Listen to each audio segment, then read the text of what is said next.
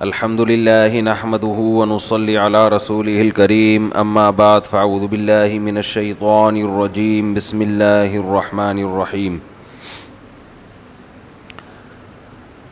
2019 کا رمضان اور آج اس کا ساتواں بیان، ساتواں تراویح کے بعد کا بیان۔ آج ہم نے سورہ اعراف ختم کی ہے اور سورہ انفال شروع کی ہے۔ سورہ اعراف میں اللہ تعالیٰ نے پچھلے پیغمبروں کے کچھ واقعات بیان کیے۔ حضرت ہود علیہ السلام، حضرت صالح علیہ السلام اور حضرت شعیب علیہ السلام، ان تینوں پیغمبروں کا ذکر میں نے ابھی انبیاء کی تاریخ میں کیا نہیں ہے۔ تو یہ جو دو پیغمبر ہیں ہود علیہ السلام اور صالح علیہ السلام، یہ ابراہیم علیہ السلام سے پہلے کے ہیں۔ نوح علیہ السلام کے بعد آئی قوم عاد، انہوں نے بھی اللہ کی نافرمانی کی، اور یہ بڑے لمبے چوڑے ہوا کرتے تھے، قوم عاد بھی اور قوم ثمود بھی۔ تو ہود علیہ السلام نے ان کو دعوت دی، ایمان نہیں لائے، تباہ کر دیے گئے۔ وہ ہم سورہ ہود میں انشاءاللہ تفصیل سے پڑھیں گے۔ تو ہود علیہ السلام کی قوم جب تباہ ہوئی ہے تو اس کے بعد صالح علیہ السلام کی قوم، جن کے لیے معجزے کے طور پر اونٹنی بھی نکالی گئی،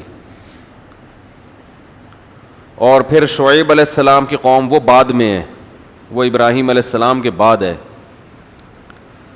تو آج ہم نے سورہ اعراف پڑھی، اس میں کچھ یہ واقعات تھے۔ یہ تفصیل سے جس صورت میں آئیں گے، سورہ ہود میں دوبارہ آئیں گے تو وہاں انشاءاللہ میں اس کو بیان کروں گا، ان واقعات کو، کہ ایک پیغمبروں کے کیا مکالمے ہوئے، قوم نے آگے سے کیا جواب دیا۔ ایک بات تمام پیغمبروں میں مشترک تھی، وہ بہت اہم بات ہے، اس کو خوب اچھی طرح سمجھیں۔ ایک الزام تمام پیغمبروں پہ لگائے کہ جو متکبر لوگ ہوتے تھے، قوم کے بڑے مالدار لوگ، وڈیرے سردار لوگ ہوتے تھے، وہ پیغمبروں کو یہ طعنہ دیا کرتے تھے کہ یہ غریب، مسکین اور کمتر لوگ، جو ہمارے نوکر قسم کے لوگ ہیں، وہ آپ کی دعوت پر ایمان لا رہے ہیں اور آپ کی مجلسوں میں کثرت سے بیٹھ رہے ہیں۔ ان غریبوں کے ساتھ اور ان پھٹے پرانے کپڑوں کے ساتھ ہم آپ کی مجلس میں نہیں بیٹھ سکتے، ان کو یہاں سے چلتا کرو۔ پیغمبروں نے کبھی بھی ان دولت مندوں کو خوش کرنے کے لیے ان غریبوں کو اپنی مجلس سے نہیں ہٹایا۔ یہ ایک دین برحق کی ایک علامت ہے کہ دین کی تبلیغ میں اصول اور ضابطوں سے دستبردار، دیکھو بولو بھائی نہیں ہونا ہے، تھوڑا زور سے بولا کریں، کیونکہ وہ بولو بھائی آ رہا ہوتا ہے، لوگ کنفیوز ہوتے ہیں۔ اب دیکھیں، اگر پیغمبر ایسا کر لیتے، بھائی غریبوں کو تم چاہو ادھر جا کے بیٹھو، یار یہ بڑے بڑے لوگ آنے، ان کو بیٹھنے دو یہاں پہ، تو دین کا کام زیادہ ہوتا، وہ مالدار لوگ ایمان لاتے، ان کے ایمان لانے سے دین زیادہ جلدی ترقی کرتا۔ ایسا ہی ہے نا، اس میں دین کی ترقی، کیونکہ اوپر اپر لیول کے لوگ جب ایمان لائیں گے تو نیچے والے تو خود بخود ہی ان کے پیچھے چلتے ہیں۔ لیکن کسی پیغمبر نے بھی اس مصلحت سے غریبوں کو اپنی محفل سے نہیں نکالا، کسی پیغمبر نے بھی۔ اس سے ہمیں پتہ چلتا ہے کہ تبلیغ کے، دین کو پھیلانے کے بھی کچھ اصول اور ضابطے ہیں۔ یہ نہیں کہ آپ سمجھتے ہیں کہ فلاں دین کے قریب آ جائے گا تو جو چاہے کر لو اس کے لیے، نا نا نا نا نا، ایک باؤنڈری ہے، اس باؤنڈری کے اندر رہتے ہوئے جو آ جائے آئے، نہیں آئے تو جائے جہنم میں۔ اللہ نے جہنم بھی بنائی ہے۔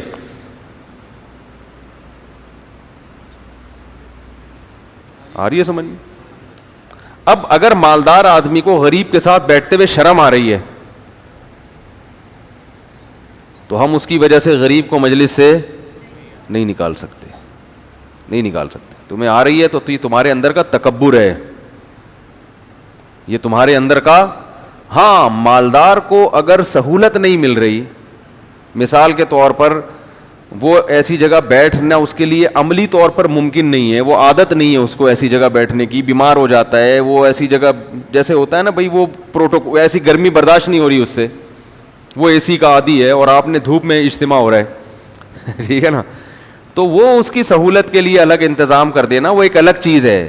لیکن تکبر کی وجہ سے کہ ہمارا جو اسٹیٹس ہے وہ ایسا نہیں ہے, ہم تو 21ویں گریڈ کے ہیں, دین کی بات ان لوگوں کے ساتھ بیٹھ کے سنیں, یہ ہم سے نہیں ہوتا. تو آپ 21ویں گریڈ کے اپنے آفس میں ہیں, اپنے آفس سے باہر, بلکہ آپ اپنے گھر میں بھی 21ویں گریڈ کے, حالانکہ آپ کی بیوی تو 11ویں اسکیل کی بھی نہیں ہے, مگر اس کے سامنے آپ 21ویں گریڈ کے ہوتے ہیں.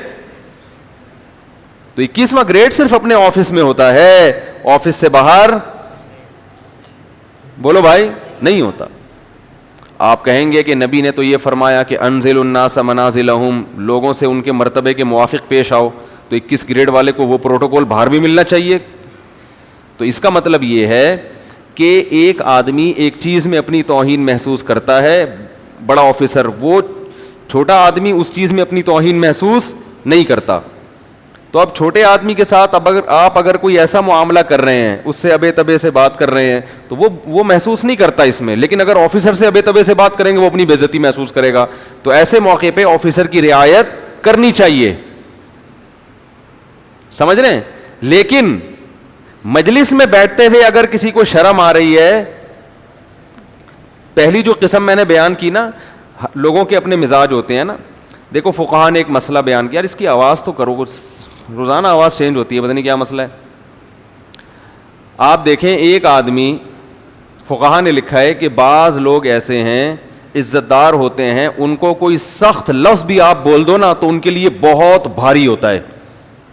وہ دیکھیں نا, وزیر اعظم کو سزا دی 1 منٹ کی, عدالت میں کھڑا کر دیا, تو یہ وزیر اعظم کے لیے کیا ہوتی ہے, تعزیر کی بات کر رہا ہوں, بہت ہوتی ہے. اور یہ جو بیچارے مسجد سے چپل چرانے والے, اس طرح کے جو چور ہوتے ہیں, ان کو آپ اگر ایک سخت لفظ بول دے کہ تمہیں شرم آنی چاہیے, تم کیسا کام کر رہے ہو, تو ان کو آ جائے گی ہے. ویسے تو ان کو بھی نہیں آئے گی, وہ جو وزیر اعظم ٹائپ کے لوگ ہوتے ہیں. میں عزت دار کی بات کر رہا ہوں, جو واقعی عزت نفس ہو جس کی, ورنہ وہ تو کروڑوں روپے کھاتے ہیں, ان کو تو اتنی گالیاں پڑتی ہیں کچھ بھی نہیں آتی, شرم ورم. ایک پرانے تھے, انہوں نے بتایا کہ 1 کروڑ روپے میں نے زکوٰۃ کے کھائے ہیں. خود بتا رہے تھے وہ کسی مولانا صاحب کو, ان مولانا نے مجھے بتایا کہ میں نے زکوٰۃ کا کتنا کھایا ہے. کم بختوں کم از کم زکوٰۃ تو نہ کھاتے, وہ کھانا تھا کچھ پیپلز پارٹی سے لے کے کھا لیتے, ادھر سے کچھ کر کے کھا لیتے, غریبوں کا مال تو کھاتے ہوئے ویسے بھی تھوڑی سی انسان کو شرم. ڈاکو بھی جو ہے نا وہ بھی دیکھ کے ہاتھ ڈالتا ہے, ڈاکو بھی جو ہے نا وہ بھی کہتا ہے یار اس سے کیا چھینوں, بیچارے اس کے پاس بنیان نہیں ہے, یہی اتروا لوں گا اس سے. تو ایک اصول اور ضابطہ ہے کہ جو عزت دار لوگ ہوتے ہیں وہ ان کے لیے تھوڑا سا جملہ بھی بہت. تو اب آپ ان کو بھی اسی طرح سے بیہیو, آپ کا ان کے ساتھ بھی وہی ہے جو ایک عام نارمل آدمی کے ساتھ ہوتا ہے, تو یہ غلط ہے, یہ اس پہ ظلم ہے. تو حدیث کا مطلب یہ ہوا کہ ہر آدمی کو اس کے حساب سے ڈیل کرو, لیکن کیونکہ یہ اس کی فطرت ہے اور صحیح فطرت ہے. لیکن غریب کے ساتھ بیٹھتے ہوئے شرم آنا, یہ صحیح فطرت, یہ تکبر ہے, یہ تکبر ہے. تبھی تو رسول اللہ صلی اللہ علیہ وسلم نے فرمایا بدترین ولیمہ وہ ہے جس میں صرف امیروں کو بلایا جائے اور غریبوں کو نہ بلایا جائے. غریب سے مطلب آپ کے دوستوں میں غریب بھی تھے امیر بھی, تو ان دوستوں میں صرف غریب امیر کو بلا رہے ہو, غریب کو نہیں بلا رہے کہ میری بے عزتی نہ ہو جائے. لوگ کیا کہیں گے, یار رکشے والے سے بھی دوستی ہے تمہاری, تو ہیں وہ بھی آیا ہوا تمہارے ولیمے پہ, اور وہ موچی بھی تمہارے ولیمے میں آیا ہوا ہے, ہم تو تمہیں بڑا پہنچا ہوا سمجھتے تھے, کس قسم کے لوگوں کو تم نے بلایا ہوا ہے. تو یہ کام اگر کسی نے کیا تو آپ نے فرمایا وہ ولیمہ کیا ہے, بدترین. یہ مطلب نہیں کہ سارے محلے کے غریبوں کو بلا لیں ولیمے میں, مطلب یہ ہے کہ آپ ولیمے میں تو دوستوں کو بلاتا ہے نا انسان, تو دوستی اگر ہر طرح کے طبقے سے ہے تو دعوت میں پھر فرق کرنا درست نہیں ہے. ہمارے شیخ حضرت مفتی رشید احمد صاحب رحمہ اللہ کے بیٹے کا ولیمہ تھا, تو حضرت نے سب کو بلایا, تو مسجد کا ایک خادم جو جھاڑو لگایا کرتا تھا مسجد میں وہ نہیں تھا. حضرت نے اس کے لیے ولیمہ رکوا دیا, فرمایا اس کو لے کر آؤ کہیں سے بھی, وہ تو خدمت گزار ہے, مسجد میں جھاڑو لگاتا ہے, وہ کہاں, حالانکہ مفتی اعظم تھے. تو اس جھاڑو لگانے والے کو حضرت نے چھوڑا نہیں, بندے بھیجے اس کو تلاش کر کے لاؤ, ایسا نہ ہو یہ ولیمے سے رہ جائے. تو یہ مطلب ہے حدیث کا. تو تمام پیغمبر کیا کیا کرتے تھے, ان جو مالداروں کو ان غریبوں کے ساتھ بیٹھتے ہوئے شرم آتی تھی.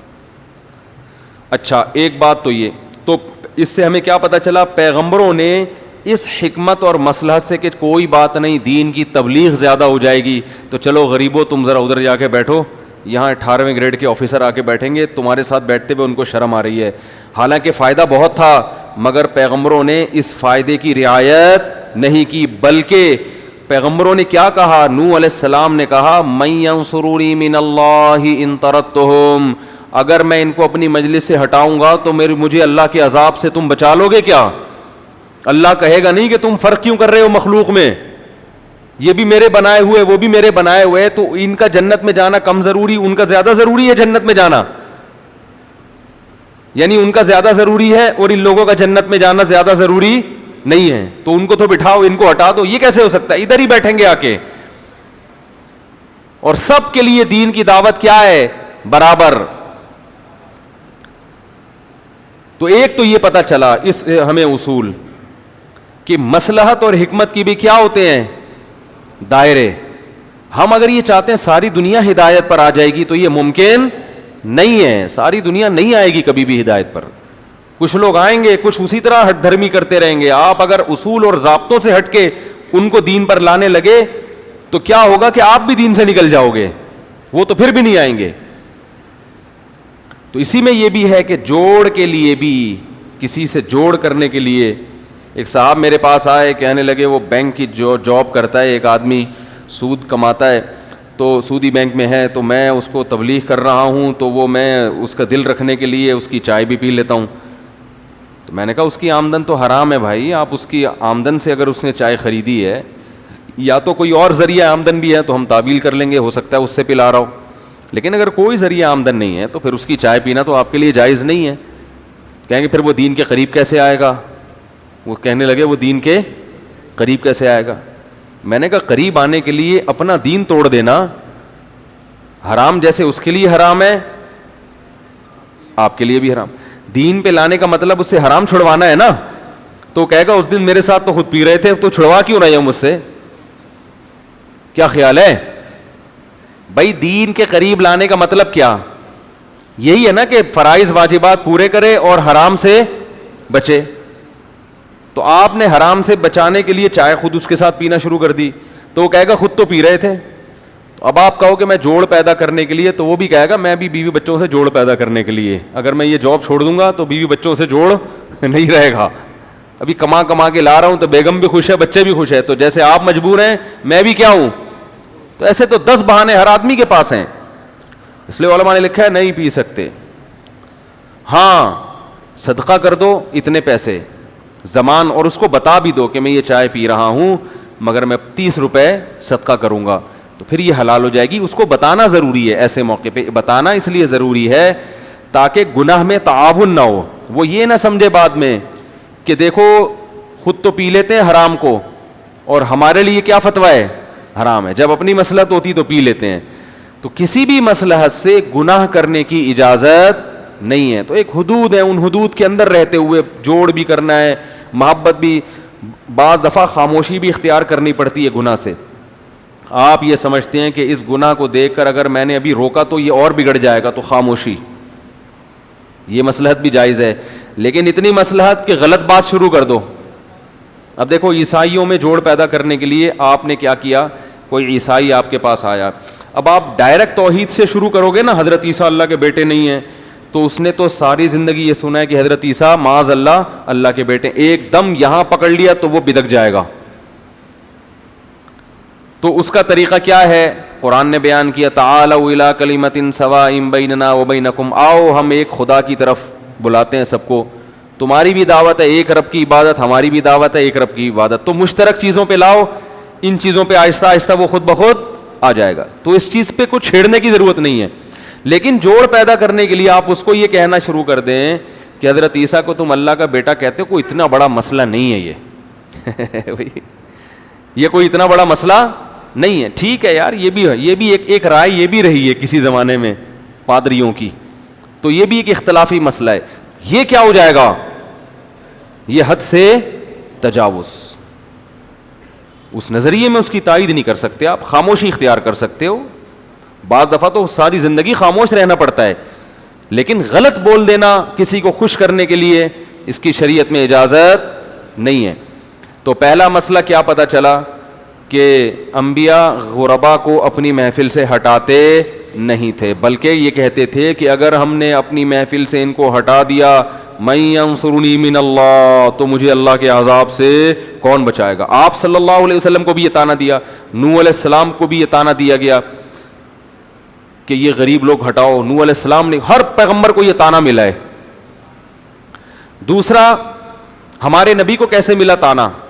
وہاں بھی یہی طعنہ تھا. تو اللہ نے کیا فرمایا, وَلَا تَطْرُدِ الَّذِينَ يَدْعُونَ رَبَّهُمْ بِالْغَدَاةِ وَالْعَشِيِّ, اے محمد صلی اللہ علیہ وسلم آپ اپنی مجلس سے ان لوگوں کو مت دھتکاریے جو دن رات اللہ کو پکارتے ہیں. یہ غریب ہیں مگر ایمان لا چکے ہیں. ان میں بلال حبشی ہیں, ان میں عبداللہ ابن مسعود ہیں, وہ بھی بڑے مسکین تھے. ابو ہریرہ جیسے مسکین ہیں, کھانے کو روٹی نہیں ہے, 3 بھوکے پڑے ہوئے ہیں, کچھ ہے ہی نہیں, لیکن آتے تھے نبی کے در پہ کوئی حدیث مل جائے ہمیں تاکہ ہم اس کو محفوظ کر لیں اور امت تک پہنچا دیں. علم میں لگے ہوئے تھے. تو یہ جو بڑے بڑے سردار تھے یہ کہتے ہیں یہ کیا بلال حبشی ہے, ابن مسعود غریب کمزور بھی تھے. ابن مسعود رضی اللہ تعالیٰ عنہ باریک پنڈلیاں تھیں, اتنی باریک پنڈلیاں تھیں کہ وہ شلوار زیادہ اونچی نہیں رکھتے تھے, ٹھیک ہے نا, تھوڑی سی پنڈلیاں اپنی چھپاتے تھے. تو لیکن علم کا سمندر, حضرت عمر کے پاس جب آئے نا عبداللہ ابن مسعود, حضرت عمر استقبال میں کھڑے ہوتے تھے, حالانکہ حضرت عمر کی تو ایک بڑی پرسنالٹی تھی. استقبال میں کھڑے ہوتے ابن مسعود کا اور کہتے ہیں کنیفن ملیا علما, چھوٹے سے قد کا آدمی ہے, علم سے بھرا ہوا ہے. کیسی تعریف کرتے, چھوٹے سے قد کا آدمی ہے مگر علم سے بھرا ہوا ہے. تو یہ علم سے ایسے ہی بھرے تھے کہ آ کے نبی کے در پہ پڑ گئے. تو وہ مشرکین مذاق اڑاتے, یہ غریب مسکین لوگ محمد صلی اللہ علیہ وسلم نے اکٹھے کیے ہوئے ہیں, غریب سارے. تو یہ جو دولت مند لوگ ہیں نا, ان کو غریبوں کو دیکھ کے ویسے ہی گھن آتی ہے. تو یہ گھن ختم کر لینا چاہیے دنیا میں, ٹھیک ہے نا, کیونکہ مرنے کے بعد سب کیا ہو جائیں گے برابر. پیسہ رکھنا برا نہیں ہے, تکبر بہت بری چیز ہے. اچھا کپڑا بھی آپ پہنیں, اچھی گاڑی بھی آپ رکھیں, لیکن آپ کو غریب کے ساتھ بیٹھتے ہوئے شرم آ رہی ہے. میں یہ نہیں کہہ رہا محلے کے جتنے غریب ہیں ان کے ساتھ بلا وجہ بیٹھنا شروع کر دیں, یعنی اپنے دوست احباب میں, تو صرف اس بیس پر کسی سے نفرت ہو کہ یہ غریب ہے, یہ درست نہیں ہے. ہاں وہ الگ بات ہے کہ مالداروں کی دوستی اکثر مالداروں سے ہوتی ہے, غریبوں کی اکثر غریبوں سے ہوتی ہے, تو یہ برا عمل نہیں ہے, کیونکہ وہ مینٹل اپروچ ملتی نہیں ہے نا. تو انسان اپنے جیسی جس سے ذہن ہوتا ہے اسی جیسے سے انسان دوستی لگاتا ہے. تو یہ بری چیز نہیں ہے کہ دولت مند سے دوستی کرے, غریب سے دوستی, یہ بری چیز نہیں ہے. لیکن غربت کی وجہ سے کسی کو حقیر سمجھے, کبھی کسی ضرورت سے اس کے ساتھ بیٹھنا پڑ گیا تو بیٹھتے ہوئے شرم آ رہی ہے کہ لوگ کیا کہیں گے, یہ کیا ہے, یہ بری چیز ہے. تو ہمارے نبی صلی اللہ علیہ وسلم کو بھی یہ طعنہ دیا گیا, تو اللہ نے آیتیں نازل کی, وَلَا تَطْرُدِ الَّذِينَ يَدْعُونَ رَبَّهُمْ بِالْغَدَاةِ وَالْعَشِيِّ, جو لوگ دن رات اپنے رب کو پکارتے ہیں, اے نبی ان کو اپنی مجلس سے مت نکالے. ما علیک من حسابہم من شیء, اے نبی ان کے اعمال کا آپ سے سوال نہیں اور آپ کے اعمال کا ان سے سوال نہیں ہوگا, آپ کا کام ہے تبلیغ کریں. اور اللہ نے یہ بھی فرمایا وَلَا تَعْدُ عَيْنَاكَ عَنْهُمْ, ان سے اپنی نظریں ہٹانا بھی نہیں ہے.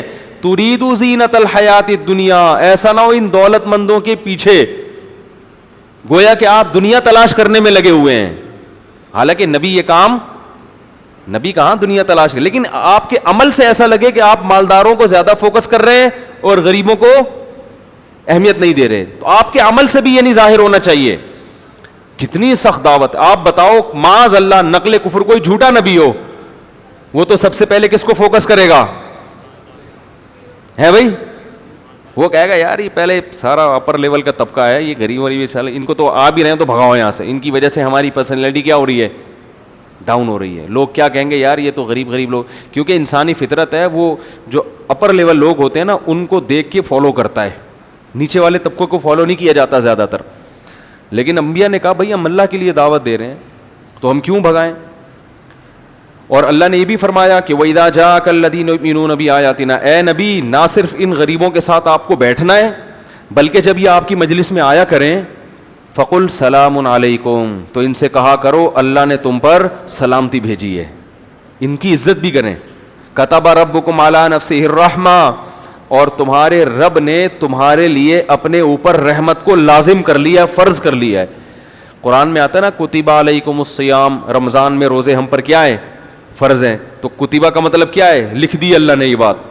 تو اللہ فرماتے ہیں ان سے کہہ دیجئے کہ تمہارے رب نے اپنے اوپر تمہارے لیے رحمت کو لکھ دیا ہے. لکھے کا فیصلہ کبھی واپس نہیں ہوتا.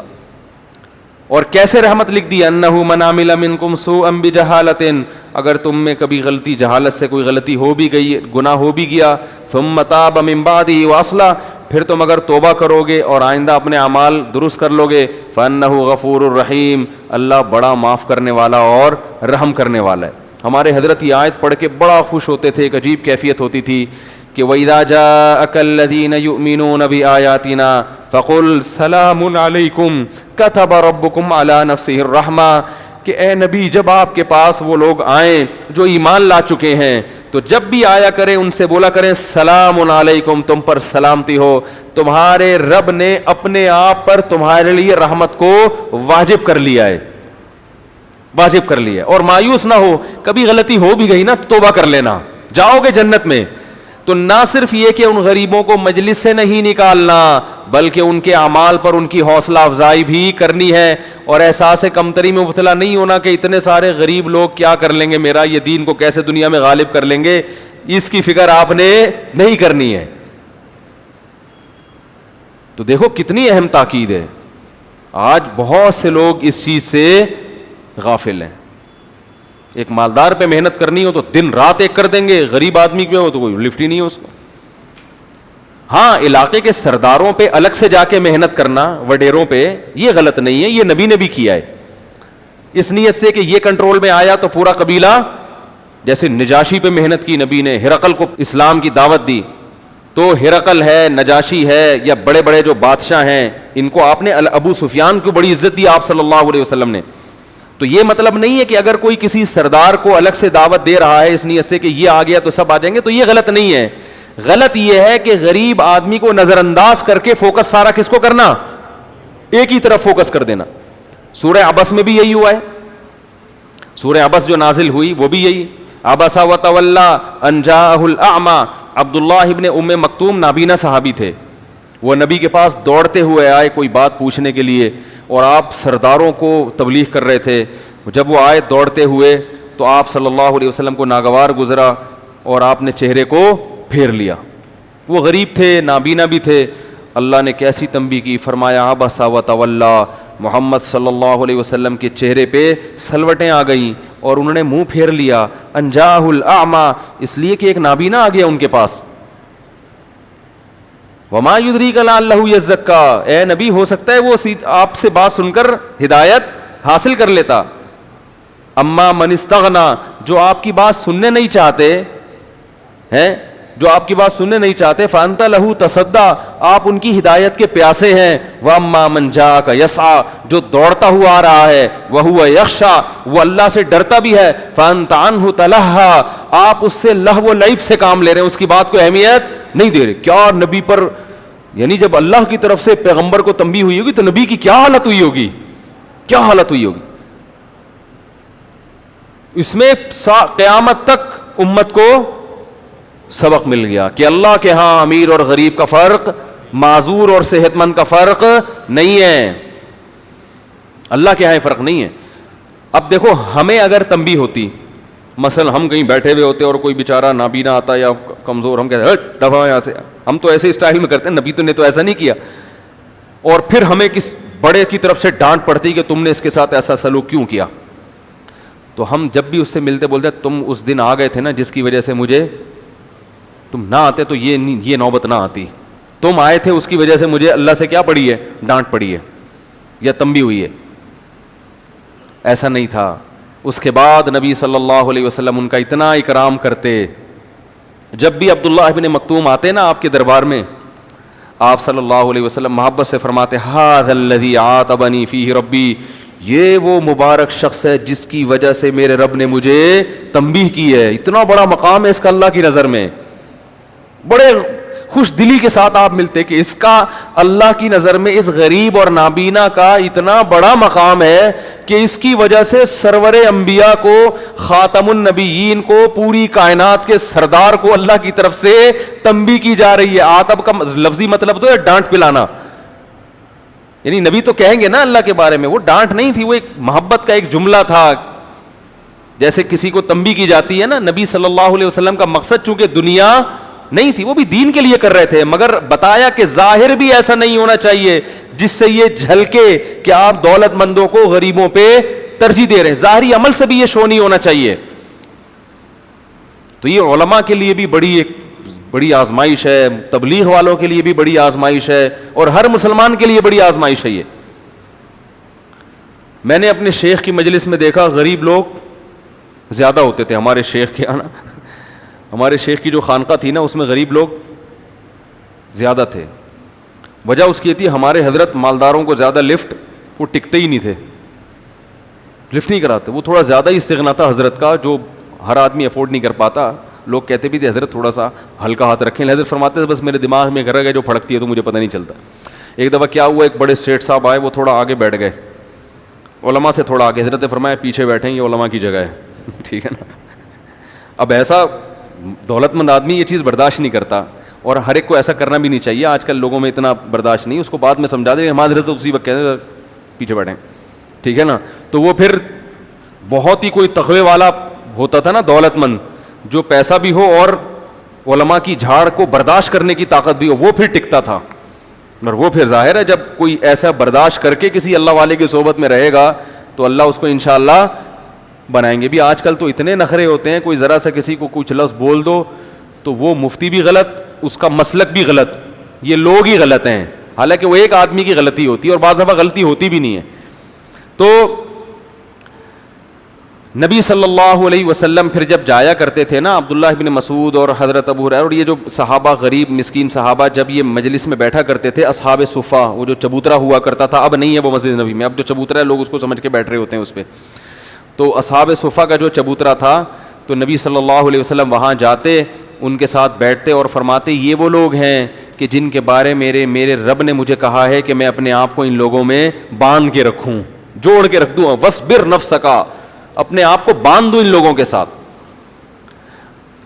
دو باتیں ہوئی. تیسری بات اس سے ہمیں یہ بھی پتہ چلی کہ جب بھی حق کی دعوت اٹھے گی تو اس میں غریب، بولو بھائی، زیادہ ہوں گے. مالدار پہلے زیادہ آ رہے ہیں تو اس بات کا امکان ہے، یقینی نہیں ہے لیکن امکان ہے کہ یہ دعوت حق پر، بولو بھائی، نہیں، امکان ہے.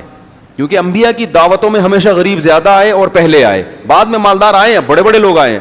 شروع میں غریب زیادہ اور پہل بھی کس نے کی، یعنی تعداد میں بھی زیادہ اور پہل کرنے والے بھی زیادہ. مجھے یہ بات الحمدللہ تبلیغی جماعت میں بہت نظر آتی ہے. میں دنیا کے دورے کرتا ہوں نا، وہاں تبلیغ والے پہنچے ہوتے ہیں پھٹے پرانے سے کپڑے، بوسیدہ سے، غربت جھلک رہی ہوتی ہے شکل، دل چاہتا ہے چندہ دے دو ان کو. مالدار بھی ہوتے ہیں کم.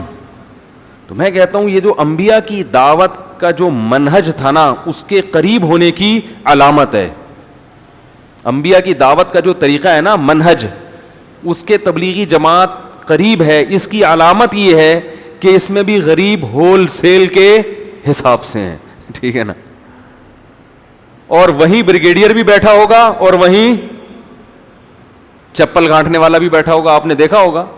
اور تنظیموں میں بھی ہے، میں کسی تنظیم کی برائی نہیں کر رہا. آپ کہ اچھا ان کو یوں کہہ دیا اس کا مطلب وہ غلط نہیں ہے. سب جو بھی دین کا کام کر رہے ہیں سب صحیح ہیں، جو بھی اللہ رسول کی بات کر رہے ہیں صحیح ہیں. میں بتا رہا ہوں اقرب، سنت کے زیادہ قریب جو بھی طریقہ ہوگا اس میں غریبوں کی تعداد زیادہ.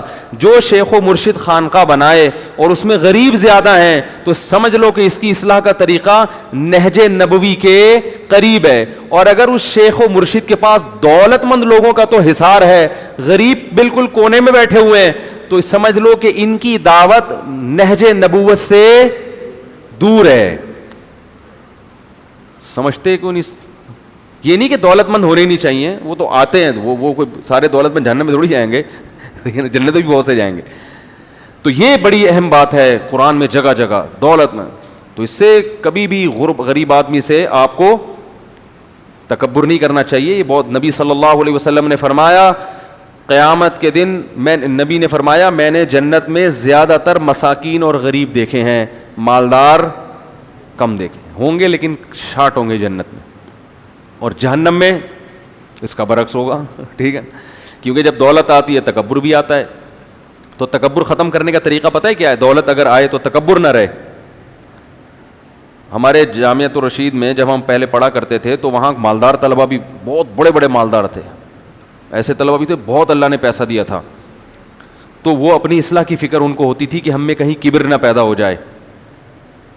تو وہ کیا کرتے تھے, ایک تو کھانا ساتھ بیٹھ کے کھاتے تھے. کھانا اگرچہ ان کا اپنے گھر سے آتا تھا, ٹھیک ہے نا, کیونکہ وہ والا ہضم نہیں ہوتا تھا ان کے. یہ تو فطرت ہے, اس کو تو بدلا نہیں جا سکتا نا. جنہوں نے برگر کھائے ہوں وہ مدرسے کی دال کیسے حلق میں اتاریں گے. لیکن بیٹھتے کہاں تھے؟ طلبہ کے ساتھ. کبھی طلبہ سے امتیازی سلوک نہیں, اور بعض دفعہ طلبہ سے قرضہ مانگتے تھے تاکہ ہماری شان تھوڑی سی, حالانکہ ان کو پیسوں کی ضرورت نہیں تھی. غریب طلبہ سے یار ذرا 500 روپے مل جائیں گے, تاکہ اپنے آپ کو تھوڑا سا اس کے سامنے کیا کریں, گرائیں. پتہ ہے ہمارے پاس اللہ کا دیا لیکن تھوڑا سا گرائیں, ٹھیک ہے نا, کہ ہم تم سے مانگ رہے ہیں. یہ ٹوٹکے ہوتے ہیں جس میں اصلاح کی فکر ہوتی ہے نا, اس کو ایسے ٹوٹکے اللہ سکھا دیتا ہے. تو خیر, ایک تو یہ آج کے اہم موضوع تھا, سورہ اعراف میں بھی اس کا تذکرہ آیا.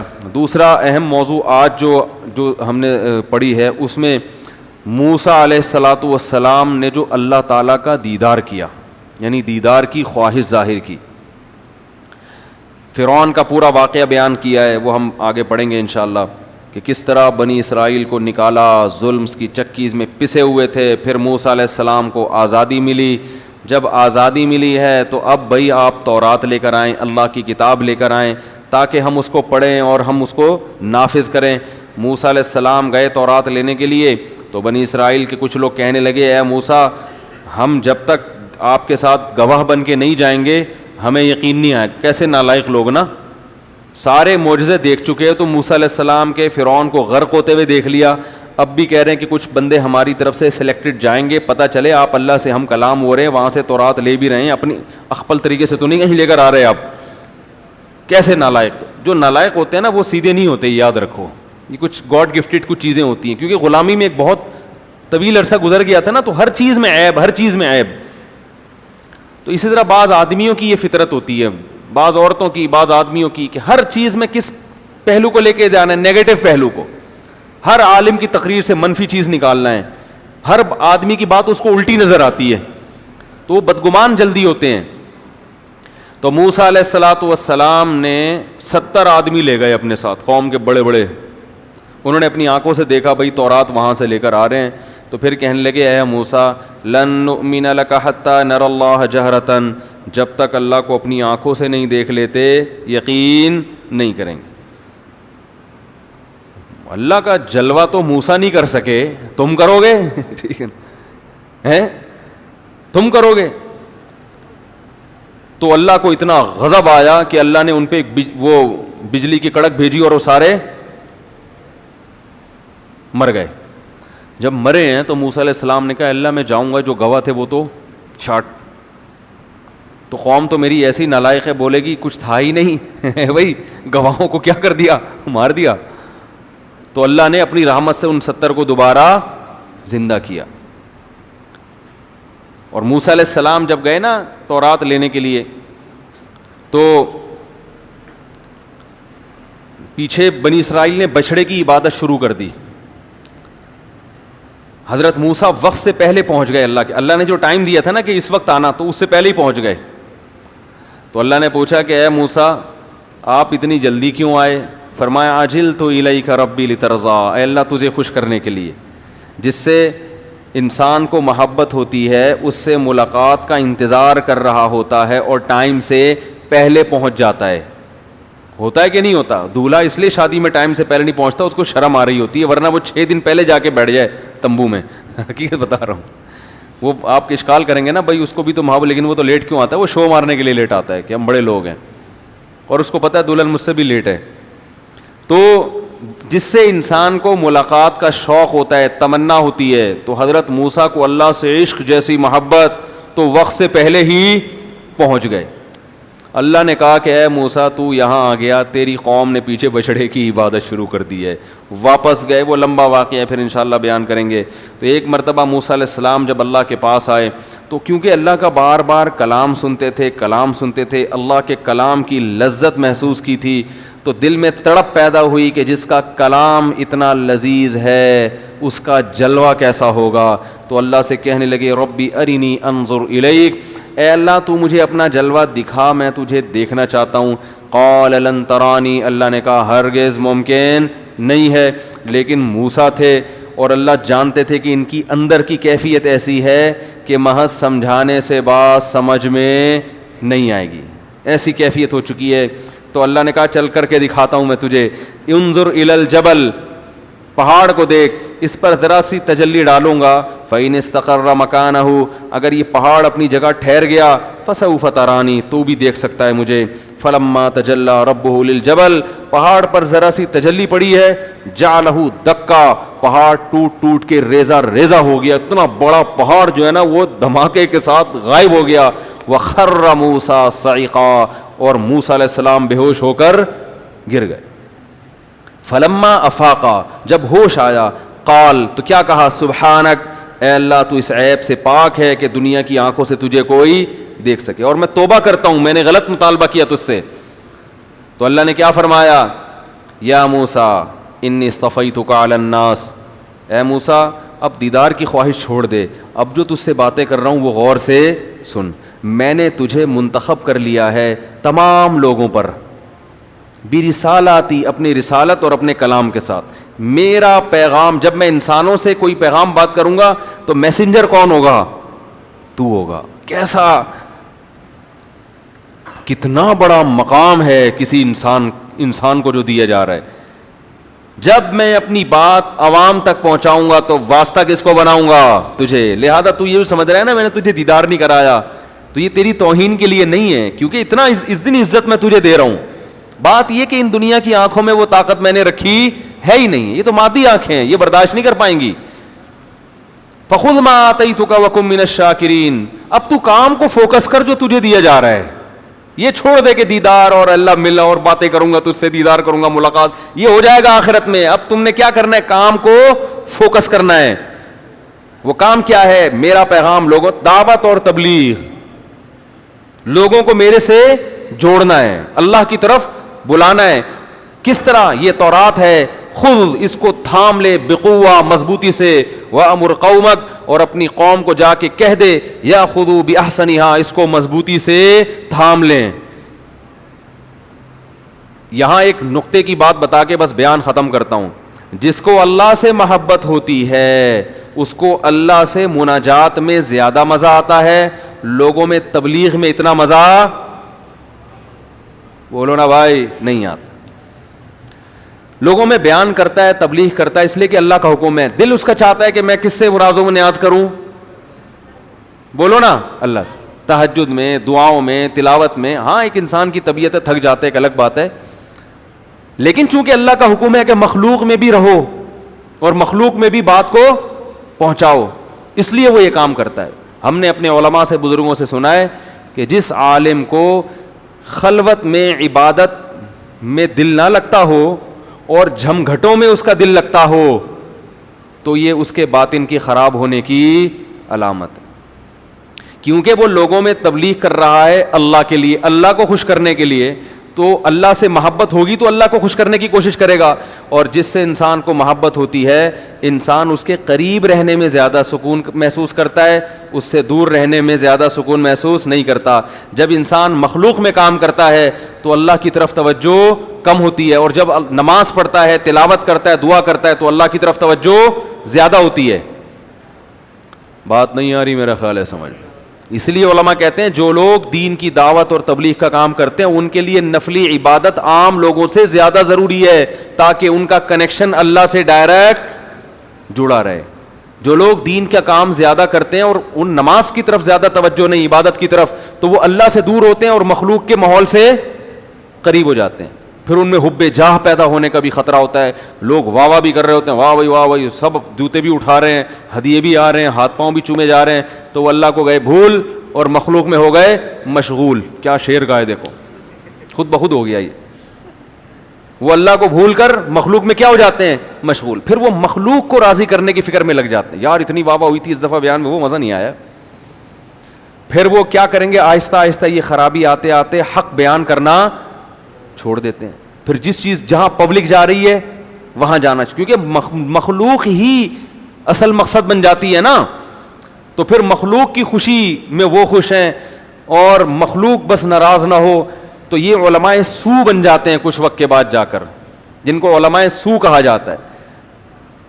جو بات بیان کرنے کی نہیں ہوتی وہ بھی بیان کرتے ہیں لوگوں کی واہ واہ کے لیے, چاہے اس سے لوگوں میں آگ لگ جائے. ہر بات تو بیان کرنے کی نہیں ہوتی نا, لیکن بیان کریں گے ہر بات. لوگوں میں کیا پیدا ہو رہی ہے؟ اس سے آگ لگ رہی ہے, لڑائیاں پیدا ہو رہی ہیں, اس کو اس کی کوئی پرواہ نہیں ہوتی. تو یہ بڑی خرابی ہے. انسان کو سب سے پہلے اپنی لا کس سے لگانی چاہیے؟ اللہ سے. جیسے موسیٰ علیہ السلام تو پبلک چھوڑ کر آ گئے, اللہ نے بلایا تو چھوڑو بنی اسرائیل کو, بھائی وقت سے پہلے پہنچ گئے, وقت سے پہلے پہنچ گئے. ہمارے حضرت مفتی رشید احمد صاحب بیان کرتے تھے روزانہ, لیکن جس دن تلاوت کا ناغہ ہو جائے نا, یعنی کسی مصروفیت کی وجہ سے, تو بیان کا ناغہ کرتے تھے, تلاوت کا نہیں. سمجھ رہے ہیں؟ نہیں سمجھ رہے. دارالعلوم کورنگی میں مجلس تحقیق تھی, 3 دن تحقیقی مجلس تھی, تو حضرت کی تلاوت رہ گئی اور دعا کا جو معمول تھا وہ رہ گیا. تو جب حضرت آئے مدرسے اپنے, تو روزانہ جو بیان کرتے تھے حضرت فرمائے اس کی چھٹی. پہلے معمول کس کا پورا ہوگا؟ تلاوت کا. فرمائے اس لیے کہ پانی کہاں سے ملتا ہے ہمیں؟ وہاں سے ملتا ہے. پھر مثال دیتے تھے کہ کنویں سے اگر پانی نکالتے رہو گے کیچڑ آنا شروع ہو جائے گا, تو کنویں میں پانی کچھ نکلے گا تو پھر تھوڑا ٹھہرو تاکہ پانی واپس جمع ہو. تو فرمایا عالم کے پاس جو علم ہے وہ کنویں کے پانی کی طرح ہے. اگر وہ لوگوں کو سیراب کرتا رہے اور پانی بھرنے کا کوئی انتظام نہ کرے تو اس کی زبان سے بھی کیچڑ نکلنا شروع ہو جاتا ہے. نہیں آ رہی سمجھ میں تو رہنے دیں.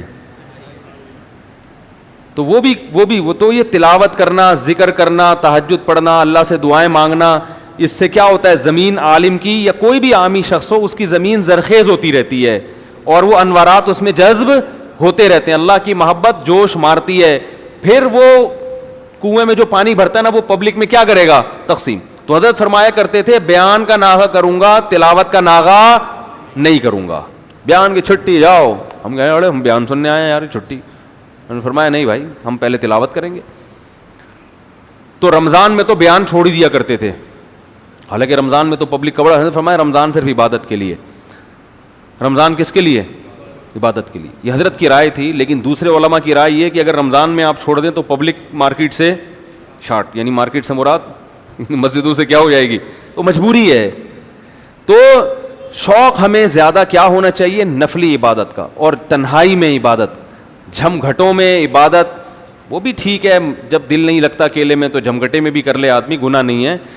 لیکن دن میں 24 گھنٹے میں کچھ ٹائم نکال کے اکیلے میں بھی اللہ اللہ کرنا سیکھو. ابھی رمضان ہے نا, تو اس میں رات کے وقت 2 رکعت 4 رکعت نفل پڑھ کے اکیلے میں اللہ سے دعا مانگنے کی عادت ڈالیں. مجمع میں تو لوگ دعائیں مانگ لیتے ہیں, امام پڑھ رہے وہ آمین آمین آمین آمین. خود سے الگ سے بیٹھ کے اللہ سے گڑ گڑانا, اس کا معمول مارکیٹ میں شارٹ ہو گیا.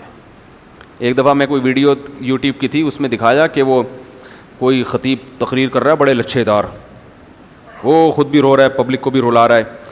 تو جس کی طرف کیمرہ جا رہا ہے نا, تو ان کو نہیں پتا کہ ایک اور کیمرہ اس کیمرے کو بھی دیکھ رہا ہے اور مجھے بھی دیکھ رہا ہے. تو جس کی طرف کیمرہ گھوم رہا ہے وہ پھٹ پھٹ کے رونا شروع کر دیتا ہے. ٹھیک ہے. تو اللہ کے نبی نے کیا فرمایا؟ قیامت کے دن 7 آدمیوں کو اللہ اپنے عرش میں جگہ دے گا. ان میں ایک وہ رجل ذکر اللہ خالیا ففاضت عینا, جو تنہائی میں اللہ کا ذکر کرے اور اس کی آنکھیں بہہ پڑیں. تنہائی میں رونے والے مارکیٹ میں شارٹ ہیں, مجمع میں رونے والے اور رلانے والے بہت ہیں. یہ والا قصہ سنایا, ہو ہا ہا ہا ہو, وہ بھی رو رہا ہے, آپ بھی رو رہے ہو. پھر دوسرا قصہ سنایا, ہو, پھر مجمع کو اور رلا کے تھیلا پکڑا نوٹوں کا, نکل لیا. ٹھیک ہے نا. لفافہ پکڑا, لوگ کہیں آپ بڑا ٹائٹ بیان کیا, تو انتظامیہ نے لفافہ دیا کہ اگلی تقریر میں بھی انشاءاللہ آپ ہی آئیں گے, کیونکہ آپ نے بڑا گرمایا ہے مجمع کو, ایسا رلایا ہے کہ بڑا مزہ آیا. بھائی رونے کا اپنا مزہ ہے, بھائی رونے کا اپنا مزہ ہے. نہیں سمجھ آتا پوچھ لو, وہ جو صاحب آتے ہیں ٹی وی میں, بڑے مشہور آدمی ہیں. تو یہ بھی ایک انٹرٹینمنٹ بن چکا ہے رونا. کچھ دن پہلے وہ ہم نے دیکھا, وہ لکھا ہوا تھا کہ ہمارے ہاں پچھلے رمضان میں بینر لگا ہوا ہے, ہمارے ہاں آج رات ختم قرآن ہے, رو رو کے دعائیں مانگی جائیں گی. ابے کوئی رو رو کے دعائیں مانگنا کوئی ایسی چیز ہے کہ جس کی وجہ سے آپ پہلے سے اناؤنس کریں؟ اور میں نے کہا کہ اس امام کو پہلے سے پتا ہے کہ مجھے رونا بھی آئے گا. رونا تو غیر اختیاری چیز ہے نا, کبھی آ جاتا ہے کبھی نہیں آتا. اب اس نے بینر میں لگا دیا کہ رو رو کے دعائیں مانگی جائیں گی. اب پبلک آئے گی اور امام کو رونا نہیں آیا تو پبلک کہے گی کمبخت, ہم تو آئے تھے رو رو کے دعائیں مانگی جائیں گی, تم تو رو ہی نہیں رہے. تو وہ نتیجہ کیا نکلے گا؟ مصنوعی طور پر رونے کی کوشش کرے گا. ایسا ہی ہوا ایک دفعہ میں کسی مسجد میں گیا, ختم قرآن پہ میرا بیان تھا, تو وہ امام صاحب نے لائٹیں وائٹیں بجھا دیں. ٹھیک ہے, اب اس میں کوئی حرج نہیں, اگر رونا آ رہا ہے تو لائٹیں بھی بجھائی جا سکتی ہیں. انہوں نے لائٹیں بجھائیں, رونے کا پورا انتظام. میں سمجھ گیا یہ جو ہے نا, یہ کوئی فنکار ٹائپ کے آدمی ہے. لائٹیں بجھانے سے فنکاری نہیں جھلکتی, جھلکتی یہاں سے ہے کہ اس کو مجھے پتا تھا رونا نہیں آ رہا, اور بڑی کوشش کر رہا ہے آواز بنا کے کسی طرح میں رو پڑوں, اور میرے دل پر اتنا برا اثر پڑا کہ مجھے رونے کے بجائے ہنسی آ رہی تھی. مجھے کیا آ رہا تھا؟ ہنسی آ رہی تھی. ابے کیا کر رہا ہے بھائی, تو آرام سے دعا مانگ لے جیسے ساری دنیا مانگتی ہے. رونا آ جائے تو ٹھیک ہے, نہیں آئے تو, بلکہ مجمع میں تو کوشش ہو کہ نہ آئے تو اچھا ہے بھائی. آرام سے تمیز سے دعا مانگو, آ گیا تو چلو ٹھیک ہے, نہیں آیا تو بھی ٹھیک ہے. اللہ تو دلوں کے حال جانتا ہے نا. نہیں آیا تو الگ سے تہجد میں جا کے رو لینا, وہاں نہیں روئے گا. تو سب ایسے نہیں ہوتے, لیکن یہ جو بینر پہ لگا کے نا کہ رو رو کے دعائیں مانگی جائیں گی, یہ بالکل صحیح نہیں ہے. یہ بالکل ایک مذاق ہے دعا کے ساتھ. تو کیا بات کر رہا تھا, جلدی سمیٹنا یار. ہاں, تو اللہ سے محبت, دیکھو کسی سے بھی انسان کو محبت ہوتی ہے. آپ کو کسی سے بڑی محبت ہے, آپ چاہتے ہو وہ آپ کو تنہائی میں آپ کے ساتھ ملاقات کرے, آپ کو ٹائم دے. اب آپ اس کے پاس گئے, اس نے آپ کو کسی کام پہ لگا دیا, جا بھائی یہ لے کر آ, جا بھی. آپ کرو گے تو کام, تاکہ یہ ناراض نہ ہو جائے, لیکن آپ کی خواہش یہ ہوگی کہ کاموں سے فرصت ملے اور محبوب کے پاس بیٹھوں میں. تو اللہ کے جو محبوب بندے ہوتے ہیں ان کی بھی یہی حالت ہوتی ہے کہ ہم مخلوق میں کام تو کر رہے ہیں, چونکہ جس سے محبت کرتے ہیں اس کا آرڈر ہے کہ سارا دن میرے سامنے نہیں بیٹھے رہنا, جا کے مخلوق میں کیا کرنا ہے, کام کرنا ہے. تو مجبوری میں کر رہے ہیں, دل تو یہ چاہتا ہے کہ مخلوق سے دور رہیں اور اللہ سے لو لگائیں اپنی. تو یہ کیفیت بڑے لوگوں میں پیدا ہوتی ہے. یہ کیفیت پیدا ہو جائے تو یہ اللہ کی بہت بڑی نعمت ہے. اور جب یہ کیفیت نہیں ہوتی اور اس کے اپوزٹ کیفیت پیدا ہونا شروع ہوتی ہے تو لوگ پھر علماء سو میں داخل ہونا شروع ہو جاتے ہیں. اس لیے علماء کہتے ہیں کہ جو تبلیغ کا کام کر رہا ہے نا دوسروں کو, اس کے لیے خود نفلی عبادت کرنا بہت ضروری. زیادہ عبادت نہ بھی کی جائے تو بڑوں کا یہ تجربہ ہے, کم از کم 24 گھنٹے میں ایک ٹائم نکال کر اللہ سے فرصت سے خوب لمبی دعائیں مانگی جائیں. میں آپ کو دعوے سے کہہ دوں کہ دعا سے اللہ کے ساتھ جو کنیکشن بنتا ہے وہ کسی عبادت سے نہیں بنتا. اور میرا یہ بھی دعویٰ ہے کہ جتنی مشکل عبادت دعا ہے اتنی مشکل عبادت روزہ اور نماز اور زکوٰۃ نہیں ہے. آپ کہیں گے یہ کیا مشکل ہے, یہ تو بڑے یوں مانگ لو. یہ نہیں ہے, بہت مشکل کام ہے دعا, ٹھیک ہے نا. دل سب سے کم کس میں لگتا ہے؟ دعا میں. اور جس کا دعاؤں میں دل لگ گیا تو بس سمجھ لو اس کا اللہ سے کنیکشن بحال ہو گیا. کیونکہ دعا قبول ہوتی نظر نہیں آتی, بور ہونا شروع ہو جاتے ہیں. انسان کہتا ہے کل بھی میں نے مانگا تھا, آج بھی مانگ رہا ہوں, پرسوں بھی وہی, کچھ ہو تو رہا نہیں ہے بھائی. تو وہ ہوتا ہی نہیں ہے. اہل اللہ تو اس لیے دعا مانگتے ہیں, کہتے ہیں اللہ سے باتیں کرنے کا موقع مل رہا ہے نا, اور کیا چاہیے بھائی. اپنی فائل ہم روزانہ اللہ کے یہاں جمع کرا رہے ہیں, باقی اللہ جو کرے اس کی مرضی, ہم نے تو اپنا کام. ان کو تو دعا, حضرت عمر کا مشہور قول ہے کہ مجھے اس کی پرواہ نہیں ہوتی کہ میری دعا قبول ہو رہی ہے کہ نہیں ہو رہی, مجھے اس کی پرواہ ہوتی ہے کہ دعا مانگنے کی توفیق مل رہی ہے کہ نہیں مل رہی. مانگنے کی توفیق اگر مل رہی ہے تو قبول ہونا نہ ہونا یہ کوئی اتنا بڑا مسئلہ نہیں ہے, کیونکہ قبول بہت اعلیٰ طریقے سے ہو رہی ہے. پھر صحیح ہے نا, دنیا میں نہیں ہو رہی تو آخرت میں جمع ہو رہی ہے. لیکن مانگنے کی توفیق اگر نہیں مل رہی تو اس کا مطلب آپ کو اللہ سے کے ساتھ آپ کا کنیکشن ہے ہی نہیں, بنا ہی نہیں ہے کنیکشن بھائی آپ کا. تو یہ بھی ایک بات تھی بہت کہ موسیٰ علیہ السلام کو تو اللہ سے محبت اس لیے کہ اپنی قوم کو چھوڑ کر پہلے ہی آ گئے. تو ہمیں بھی یہی ہونا چاہیے کہ ہمیں بھی اللہ سے ملاقات کا شوق ہونا چاہیے. اللہ تعالیٰ سے دعا اللہ سمجھنے کی عمل کی توفیق عطا فرمائے. چند سوالات ہیں. کوئی باپ اپنی اولاد میں سے کسی کو بھی متعلقہ میراث سے محروم کر سکتا ہے؟ نہیں کر سکتا. کیا کسی اولاد کو محروم کرنے کے لیے بخیل اولاد کو اپنی مملوکہ چیز کا مالک بنا سکتے ہیں؟ اگر کوئی بچہ بہت ہی نالائق چرسی ہیروئن چیٹ آپ کا پیدا ہو گیا, وہ تو نہیں ہے بعد میں بنائے, تو اور وہ اڑا رہا ہے, ابا کے ساتھ ظلم کر رہا ہے, تو پھر ایسا ہو سکتا ہے کہ باقی جائیداد سارے باقی بچوں میں دنیا میں ہی تقسیم کر دو, اس کے لیے کچھ چھوڑو ہی نہیں, بہت ہی کوئی نالائق ہو. لیکن ویسے جب آپ جائیں گے تو سب کو وراثت میں حصہ ملے گا, اس کسی کو محروم نہیں کر سکتے. مرنے سے پہلے اگر وصیت کی تھی کہ میرے مرنے کے بعد میرے 5 لاکھ سے پہلے میری بیٹی کی شادی کرنا ہے اور 1 عدد دکان میرے نواسی کو دینا ہے, اس کے بعد وراثت تقسیم کرنا ہے, اس میں اللہ کا کیا حکم ہے؟ بیٹی کی شادی کرنا ہے, یہ وصیت باطل ہے. جب ابا مر گئے تو اولاد کے لیے جتنی وصیتیں ہیں وہ سب کیا ہو جائیں گی؟ کل عدم. ان کو جو شریعت نے حصہ بنایا اسی میں شادی بھی ہوگی, اسی میں جو کچھ ہوگا. ہاں بھائی اپنی مرضی سے خوشی سے کر دیں تو الگ بات. البتہ نواسی کو دینا ہے دکان, تو نواسی چونکہ وارثوں میں نہیں آتی, بیٹی زندہ ہو تو نواسی کو وراثت نہیں ملتی, بلکہ ویسے بھی نہیں ملتی, اگر بیٹا بھی زندہ ہو تو بھی نہیں ملتی.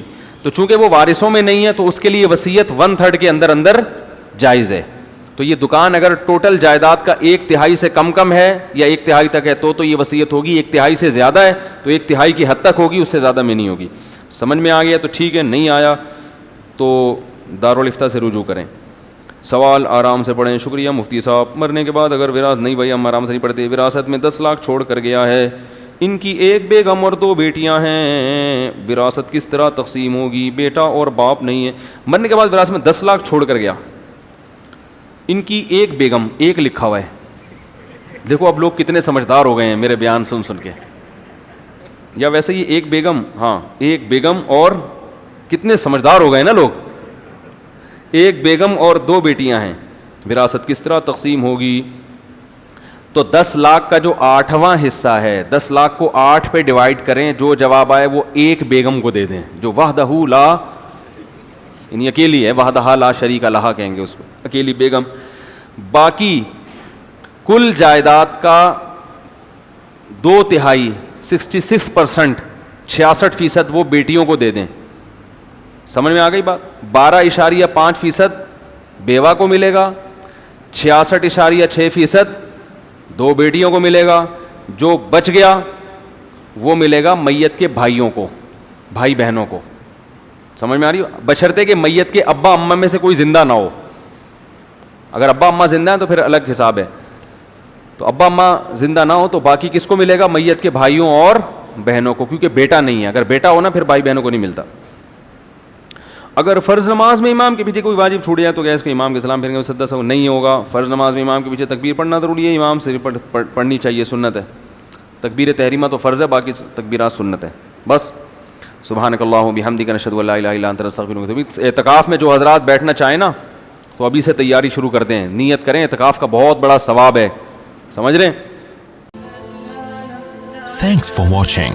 Don't forget to like, comment, share and subscribe to Mufti Tariq Masood, famous scholar.